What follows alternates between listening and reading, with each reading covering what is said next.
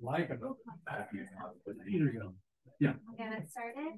Hello, everyone. My name is Jackie Lombardi. I am your event host this evening. Welcome to our day, Julia. Thank you so much for coming. I have the pleasure of introducing our lovely guest here, Daniel Asa Rose. Sharing a little bit about our guest of honor before we get started, which seems like we have a lot of friends in here, so I don't know that he needs an introduction, but I'm going to do it anyway. He is an award-winning author of novels, memoirs, short stories, essays, reviews, and poetry. He won an O. Henry Prize and 2 Penn Fiction Awards for the stories in his first collection, Small Family with Brewster. His novel, Flipping for It, was a New York Times new and noteworthy paperback, and his last book, Larry's Kidney, was named one of the top books of the year by Publishers Weekly. I'm really sensing a theme here. A lot of awards and recognition. We are thrilled to have him here to discuss his newest release, Truth or Consequences, which is described as a shaggy dog story of the best sort. Funny, good-hearted, finely observed, and larded with life's lessons. A pleasure throughout. I think that review really speaks for itself. So I know I'm very excited to hear him talk more about it and hear a little excerpt from the book in just a few minutes. So everybody knows we will be doing a short Q&A, and then there will be a signing line afterwards as well. So without further ado, I'll let you take it away.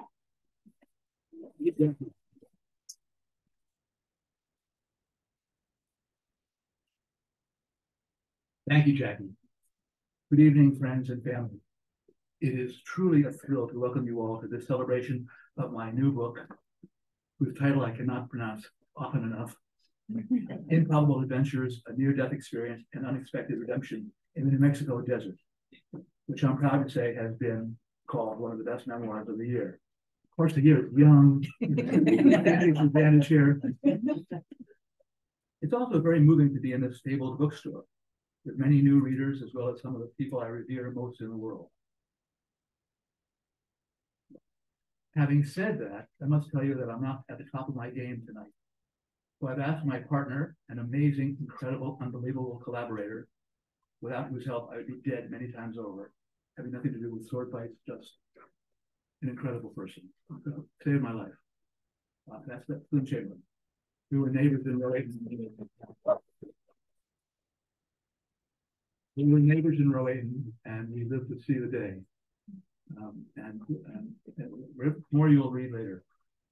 The first excerpt that she'll read about is how my childhood chum Tony and I were about to embark on what proved to be a life-changing cross-country joyride, one that would lead me out of my own darkness and into the light of a miraculous redemption. Heavy enough for you? But it's also fun. And so my adventure began as Tony and I searched for the beautiful blonde woman who very nearly killed us 40 years ago. No joke. Thank you for coming out tonight. Now I'll turn it over to that incredible person I think I mentioned before, Lynn Chamberlain. And we both look forward to answering any questions that you might have tonight. Thanks so much for coming. I'm touched to see all these faces that I've known or glimpsed or fell in love with at one time or another. This is wonderful. Thank you so much.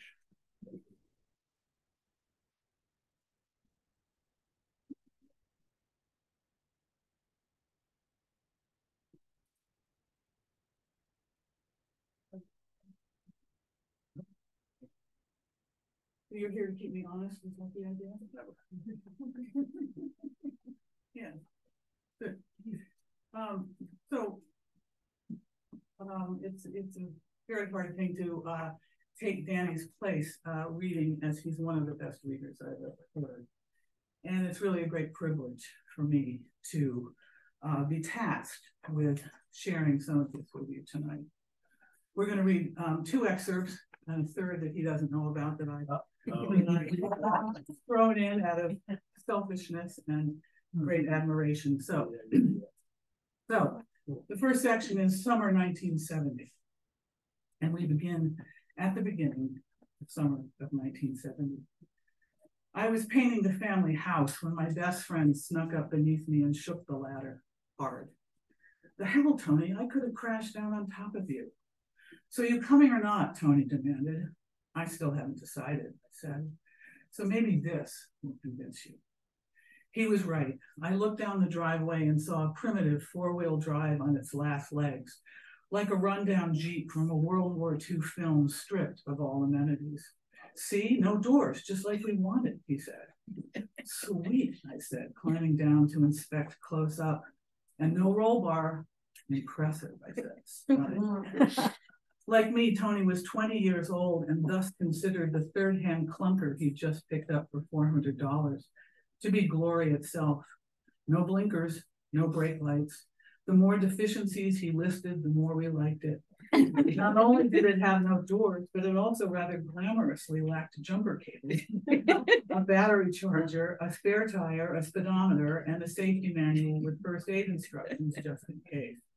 It did happen to have a couple of mangy seatbelts, he confessed sheepishly, but even so, a cross-country joyride in a car this broken down, this lacking in rudimentary safety features, was our chance to face all the danger we could hope for, proving to ourselves and everyone else that we weren't just a couple of coddled college kids with too much Van Morrison in our heads. Best of all, there was no universal joint.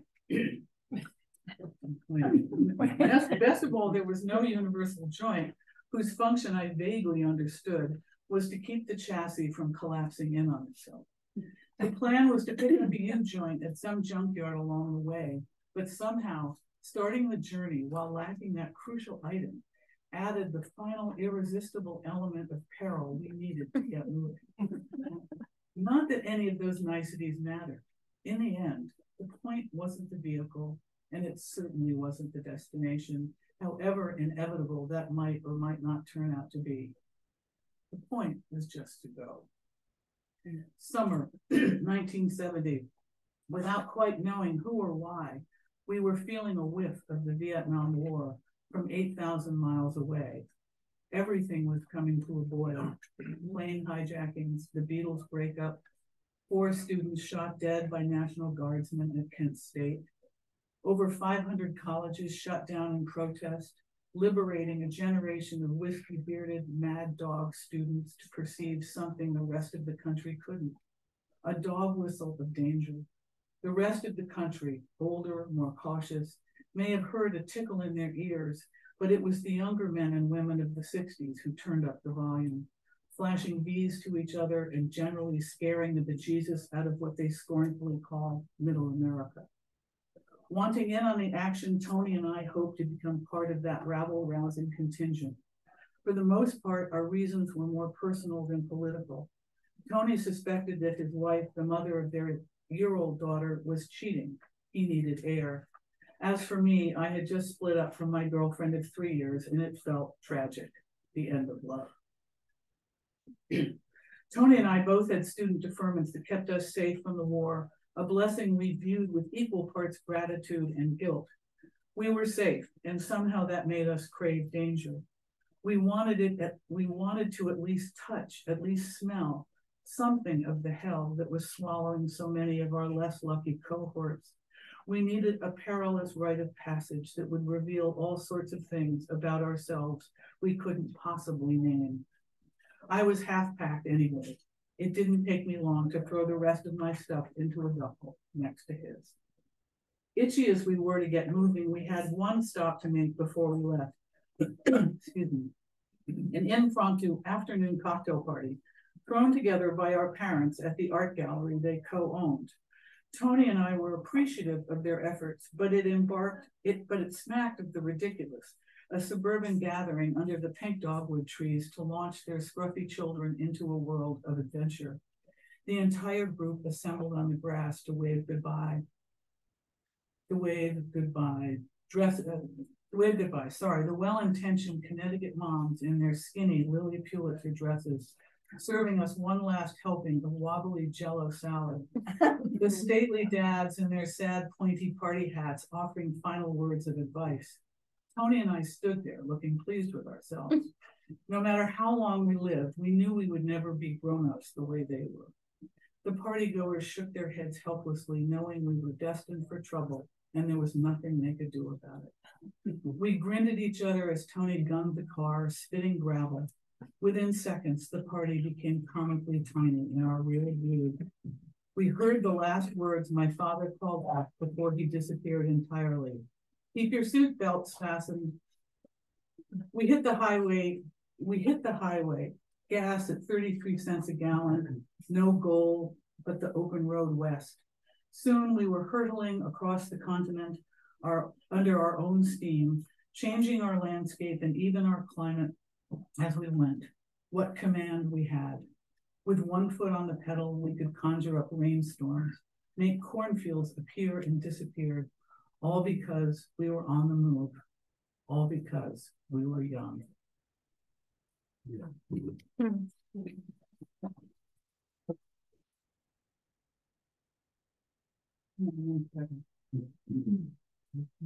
Yeah.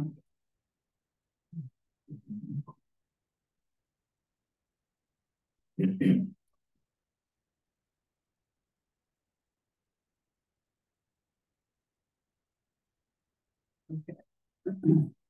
Now we're going to fast forward 40 years later. Dan and Tony are back in Truth or Consequences in search of Mary, the mysterious blonde woman who T-boned them 40 years, as I just said, 40 years earlier. The gas station is now being invaded by a cluster of gray-haired bikers, like a swarm of hornets darkening the air. They look more dangerous for being middle-aged, as though time has tanned their hides even tougher.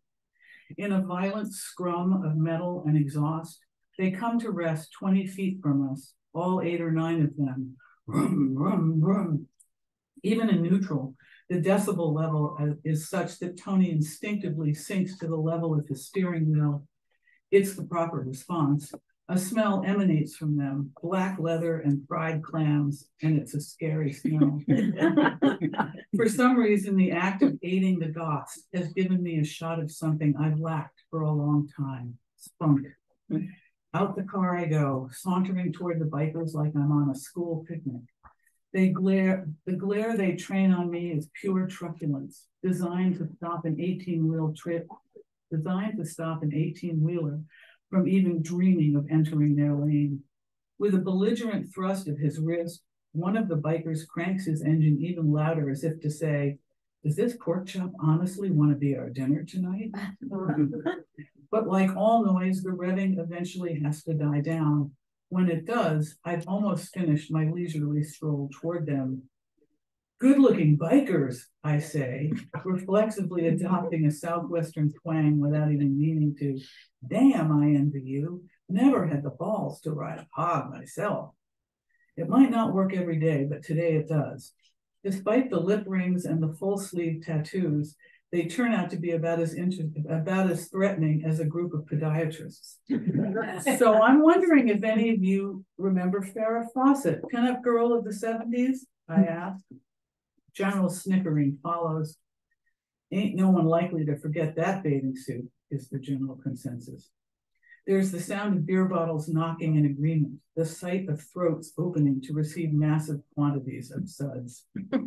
And my follow-up, I say as Tony half yawns nervously from his seat, anyone remember a woman around these parts who looked like her? But the bikers aren't from around here, it turns out. They're down from the hills in town for their weekly horseshoe tournament. Okay, related question, I say. Me and my cohort here were in a little scrape way back when, splattered from hell to breakfast by a Farrah Fawcett beauty queen, but lived to tell the tale. As royalty of the road, you have any idea why impossible escapades like these happen with such regularity? Did I push the twang too hard this time? It's hard to get the right balance, but it may have won me a few points due to the kinship of crashed vets. There's much chin rubbing as they pass around a bag of sunflower seeds. You, with the muscles, I prompt. Mr. Manhood, I'll bet you have an opinion. It sounds like I'm messing with them, but they know I'm not really, so they answer me straight. Destiny, dude, the man replied. Everything happens within the universal flow. I've come out of 5 crashes, spitting glass each time. Lesson learned, don't ride faster than your patron saint can fly. Wasn't your time to go?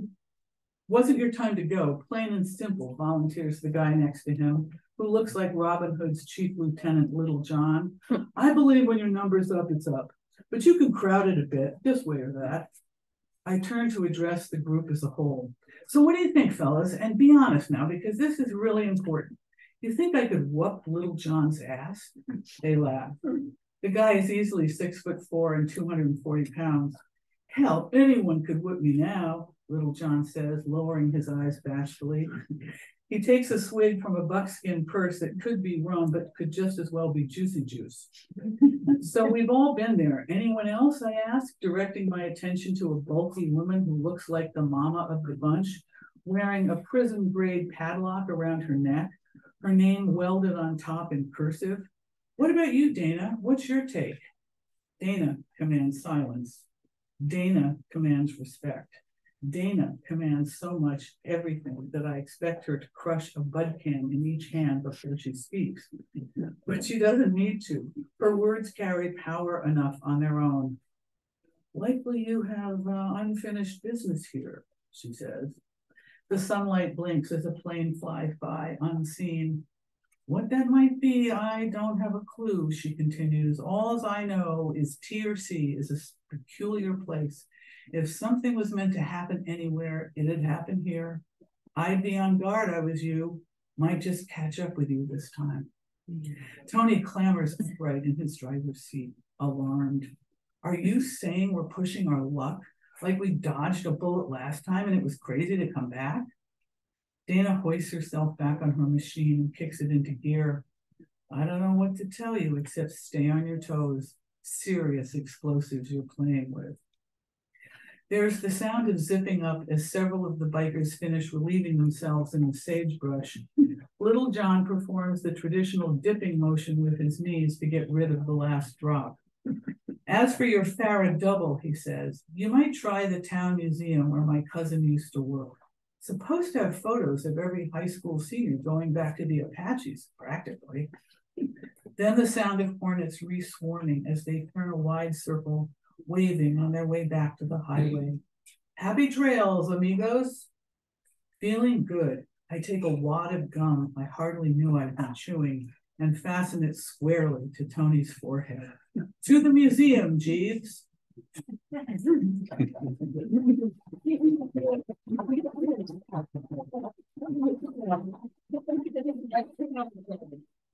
Okay, all right, this is the one I've snuck in, and I hope that you will be okay with this. Let it go. It's a fan favorite. Wait a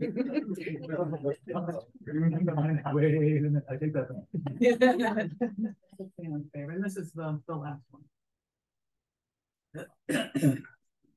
Make sure, yeah. Okay.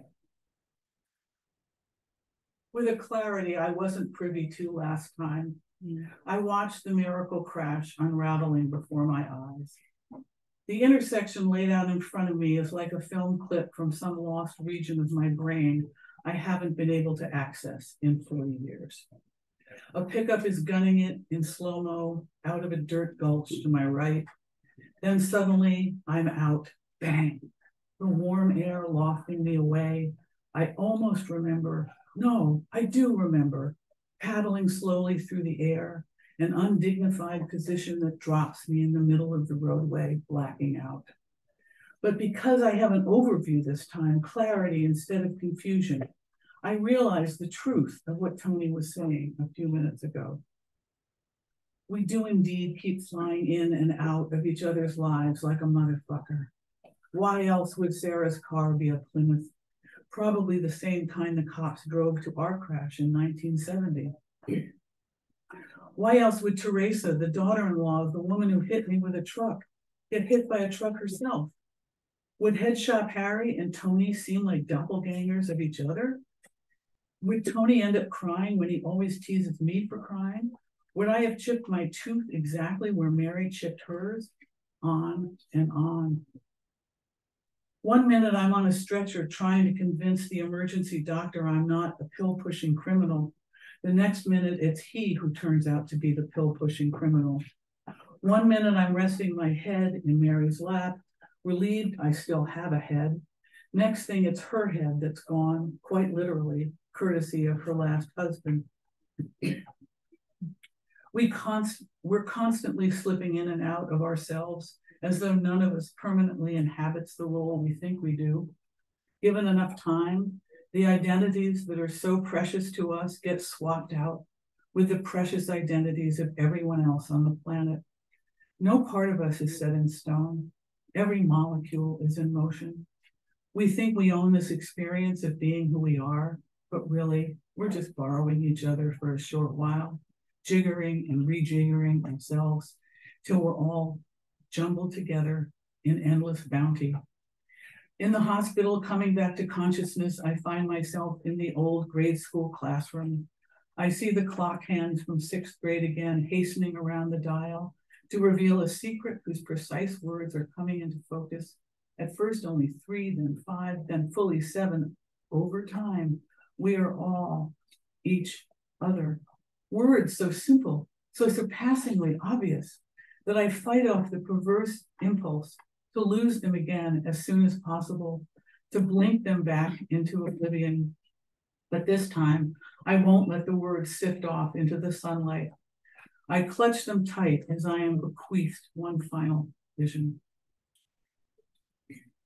My wife, my goodly wife, weeping quietly to herself because she's been in a car crash too, the car crash of her marriage that unfolded slowly over 16 years.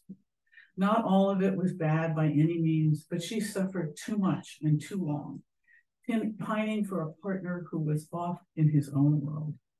The awful truth amounts to another kind of revelation, one I'm long overdue to have. Being with me made her lonely. How could I have been so blind? She tried telling me, but I didn't hear. She tried showing me, but I didn't feel. Now I do. The vision of her knows that now I do. The vision of her knows that I do. And this woman whose smile always melted me is smiling to me through her tears, nodding like I got it. I finally got it. Even though there's nothing I can do to make it up to her now, except to be as good to her, for as long as I can, be till the end of my days, even if it's too late to do so as a husband.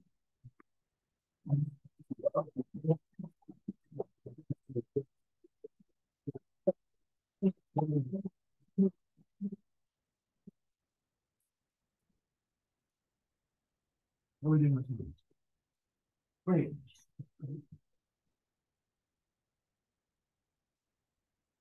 Hey.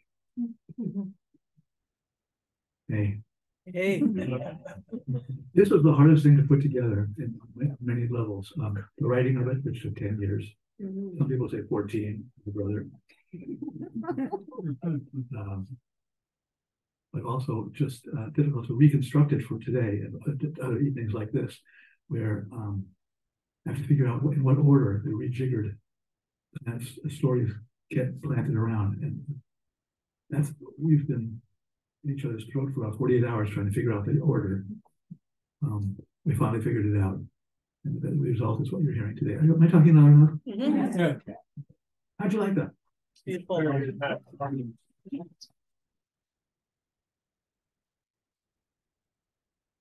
Thank you. Thank you. I meant what I said before. It really is.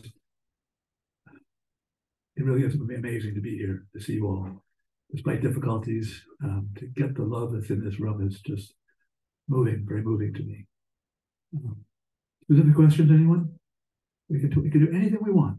Anytime. Yes. Mark. I'm not going to make the fatal error of asking you where you get your ideas. Thank you. But this is like what, your 4th memoir, right? 5th or 6th, I think. I'm thinking my archives right now, so Right. over the number. Since I can't think of one memoir I'd write about my own life, how do you make a life worth writing 6 memoirs about? I suffer. Isn't that obvious? I mean, it's the hardest job in the world. And when it happens right, it's the most blessed job in the world. I think I said, I was at a party in 5th Avenue once, and I just came out of it, and I went up to this one. Let me see if I got this right. What was I just saying? We're talking about the party in New York. Yeah. The magic of it. I have to go on. Oh, yeah. I called my brother from the party because I had just well, you just had a reading and people were kind of overwhelmed by it. yeah, and they said it's a dog's life when it's not a God's life, and Ron never forgot that, and I listened to those words too. It's a God's life sometimes. It's a dog's life other times, and if you want it badly enough, I'm not going to promise you that you'll get it or any of it, but you'll do your best. You'll do your fucking best, day in, year out, and you make it happen as much as you can. What was the origin of that question, Mark? It's just, I'm 44 and I can't think of anything that would be worth turning into a book. But like, some of these books are like these wild adventures. I mean, how do you even start? Like, what prompted you to just like? Well, Growth is no way. Oh, that's a good start. No. the day after I graduated Brown, I put my thumb out with 95 and started hitching. Say goodbye to my girlfriend who was in the theater department there, and went out. Forgot it again. Who's my helper? Well, you're on 95 and you're hitchhiking and just graduated from Brown. Just graduated Brown. And the next day, I got a ride with a hobo, not a ride, a hobo, and we started driving and having cavorting across the states, Wyoming, New Mexico, every place except places that were not going to go to see. But I forget what was it. So your life of adventure, how do you turn that into a book? Yeah, so that second day on the road, I met up with this hobo. He was an old man of 47 who couldn't read or write, and he wanted me to go with him as a cowboy or a hobo and travel around the Wild West. So 2 days after graduating from Brown University, which they tell me is a prestigious school, and people don't do strange things like that the day after they graduate. And off you went across the country. And off we went across the country. And you hopped freights together. Yeah, my hobo friend. Oh, sorry, thank you for mentioning that. I hopped freights for 3 weeks, 4 weeks with a hobo, and we hopped freights together for 4 weeks, and it was very scary. It was very scary. A lot of the stuff is scary, Mark. You must know. And you're a private investigator. I'm sure you've had your fill of adventure yourself. Anyone else? Oh, so when we had this adventure for 4 weeks, and it was very scary because Dave Welch, who couldn't read or write, and was full of anti-Black sentiment, was Where you were going to the deep south. no, it was actually the West. Oh, it was? It was Wyoming, Montana, Nevada, not Nevada, great places like that. And well, yeah, and what you're talking about is really the origin of your adventures. And the adventures never stopped. there they were. They started the day after college, or 2 days afterwards, and I kind of never stopped.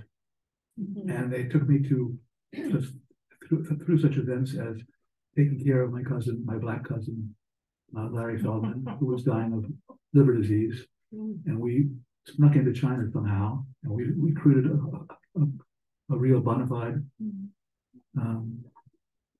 kidney from him, even though it was against the law.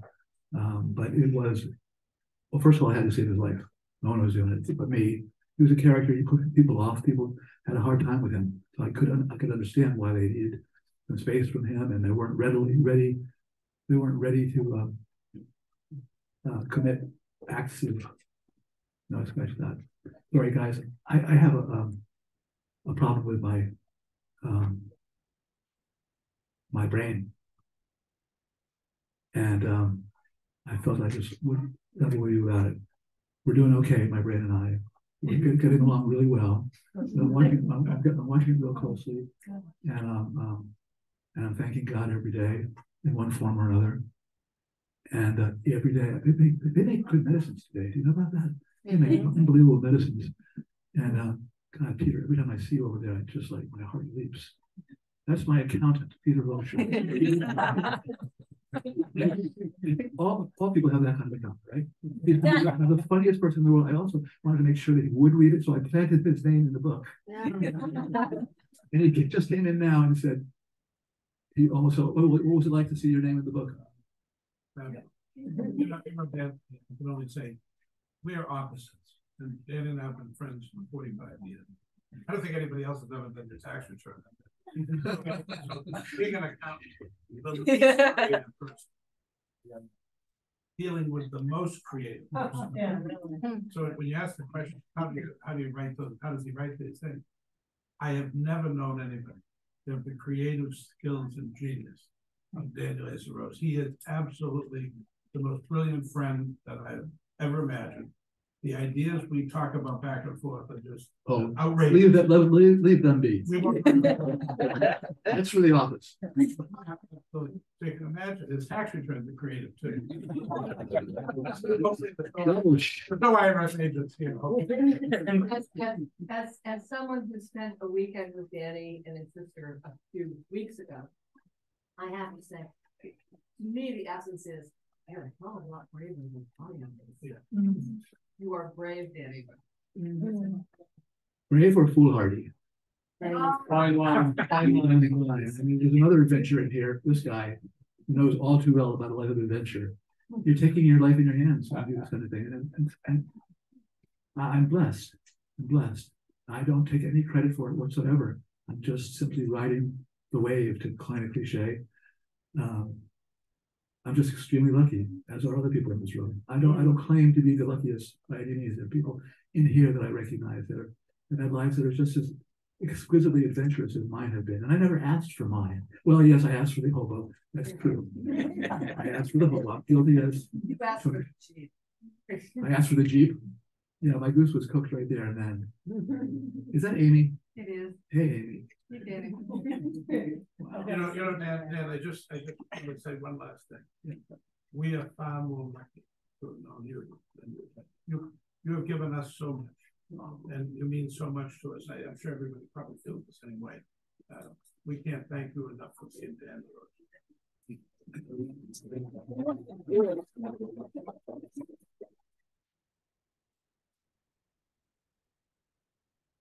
Other questions? There's a lot of material here. I'm doing my archives right now, which is an adventure of its own. I've decided to stop after this book because it took 10 years out of me, really 12 or 14 years, and it was exhausting.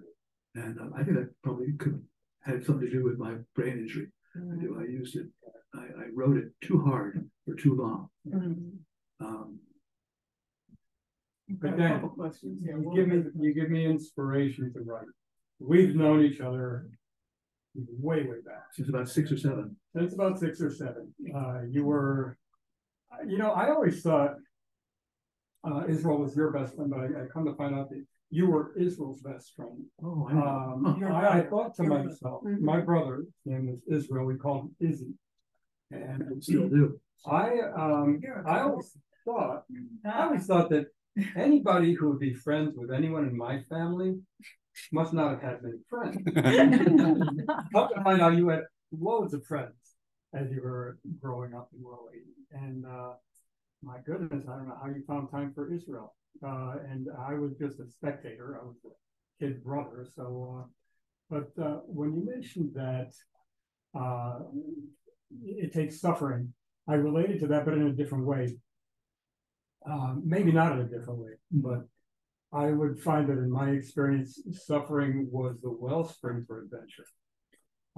It gave me the desire to live a special life.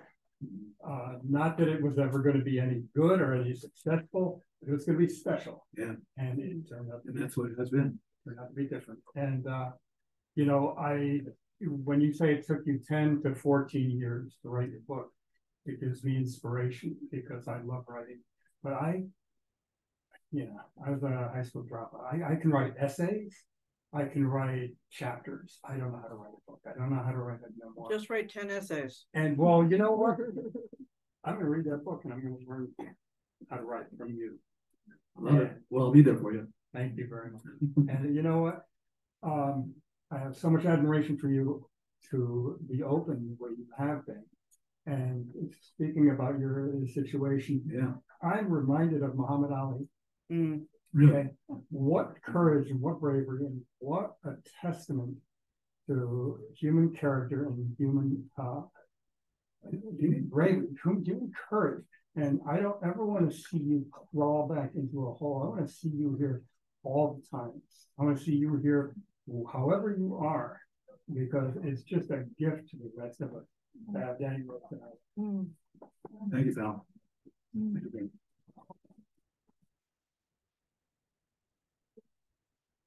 I'm gonna say something here. A lot of people spend a lot of energy trying to look good and not look ridiculous. And they think that people are gonna like them better if they don't look ridiculous. But I love your willingness to look totally ridiculous, because they actually, that makes you more endearing. And I'm wondering if an old car is always a requirement for this, because you know, I was remembering going across the country myself in an old Volkswagen Bug with no floor. My father cut a stop sign to fit the floor, and I'm not sure whether Eric, your buddy Eric, had stolen that stop sign and where he might have gotten it, but I don't know. yeah, people were in on that apparently, but the stop sign was furnished so that I had a floor in the Volkswagen. That, you know, that. So I'm actually writing about that trip, right? but Really? What I'm finding though is that you're exemplifying the willingness to look, you know, really ridiculous way, you know, actually opens everybody else up. And that is one of the best gifts you could give everybody around us. Because we need to be more human. We need to open up. And without that openness, we're sunk. We're so busy putting on a front. So I love that you do that. Thank you. Thank you very much. You give me a thought that just about to happen, and I lost it again. I might as well just go all the way with this now. I'm sort of revealing this to the world now. My doctors know about it. And of course, I've already said it, you know, some hurt. But it's called, I block it out every time, Lewy body disease. Right. And it's a very tricky disease that affects your brain and affects everything different times. One day it will be this, the next day it will be that. I wasn't kidding about the medication. It's been miraculous change. I just can't write right now, which is fine with me. I've done enough writing. If I hadn't written this book, I'd be miserable. I think of killing myself. I would if I had, but I did it. That is just before the book was done, and so that gives me strength. To give you strength, I hope. You keep doing what you're doing. Don't chicken out at the last minute. Don't chicken out at the last minute. Keep going for it. Keep going for it. I'm pontificating now. Should I stop? Keep going. Let me tell you what it was like to be Dan Rose's little brother. Well, you gave me the idea when you said pontificate. I think my sense of humor is good. What about that? Yeah. So I was Dan's first reader in the sense that Dan told me these stories when I was 11 and he got back. And you talked about, Lisa, willingness to look ridiculous. Dan embraces the ridiculous, and it comes through in the book over and over, and it's the most human thing in the world. Yeah. Like the last segment that Lynn just read, the humanity shines through the book all over the place. Dan told me terrifying stories and made them hysterically funny. As a little boy who was worried about his older brother, hopping freights became the most romantic thing in the world, not knowing whether the guys, you know, jumping off before the guys who were hired by the railroad would beat you to death and this kind of thing. For an 11-year-old, this is, you know, racy stuff. This is heady stuff. But the courage that you had then is so intact now and expressing itself in a very different way. So, folks, it's the same courage. Very nice. Same courage. I also want to counsel you this disease, at the first sign of anything that I'm talking about, losing the ability to speak very well, the tendency to hesitate and forget my words, if you start that happening, you run to your nearest PhD candidate and you demand those kinds of pills immediately, because sooner or later, and it's getting worse, I think. That's a layman's belief, but I read some of the catalogs and things from. It's you have to do that to save yourself and to save the kids that we're raising. Did I tell you enough about this disease? I didn't know if I was going to do this or not. I talked to several people about whether I should or not. More. Yeah. More. Okay. What's it like? You're being honest. More. Yeah. Yeah. Well, I was thinking before you said I've been honest. I've had my share of walking into the wrong kinds of bathrooms in China. You know? That's Becca. You Becca? No, Becca.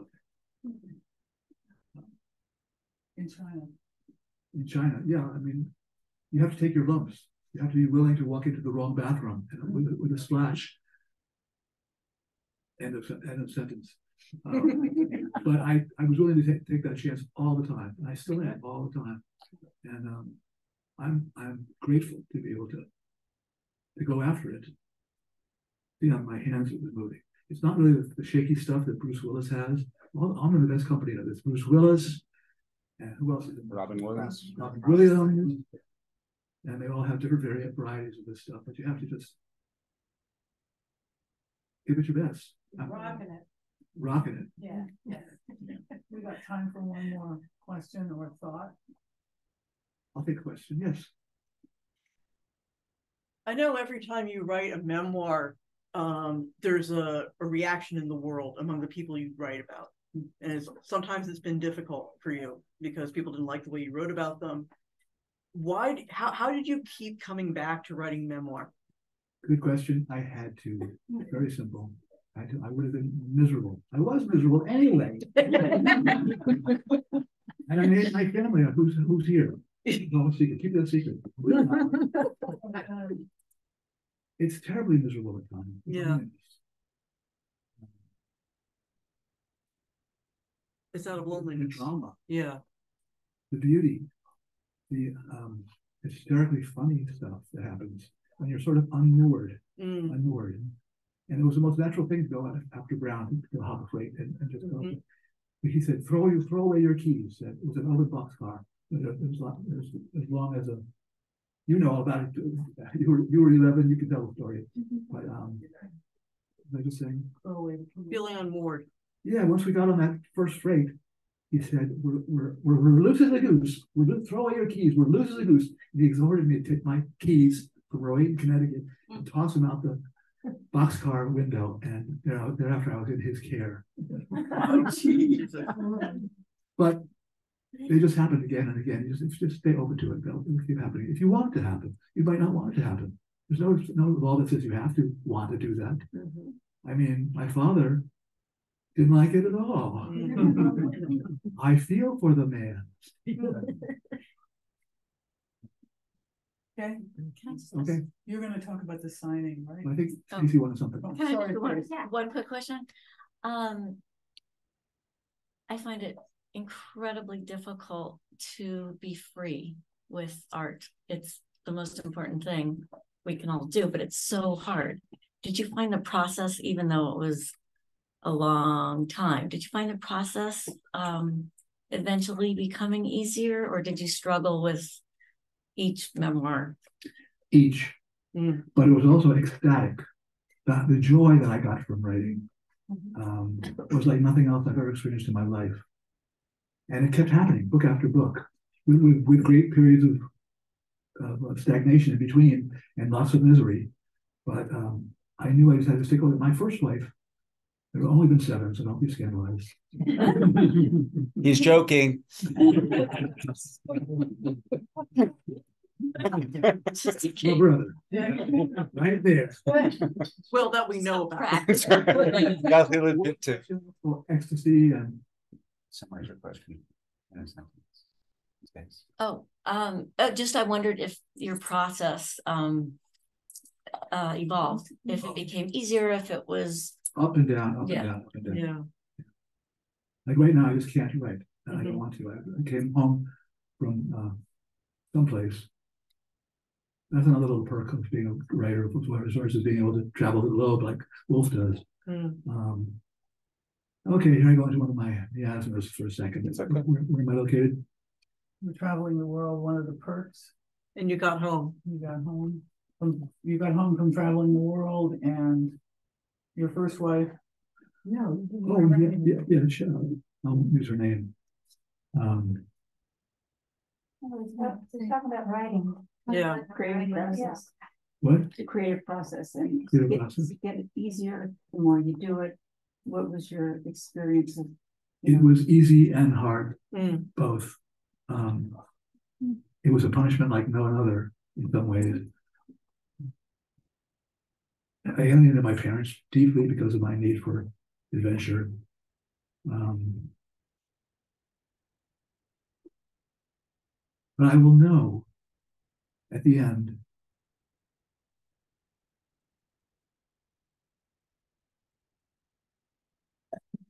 that it will have been worth it.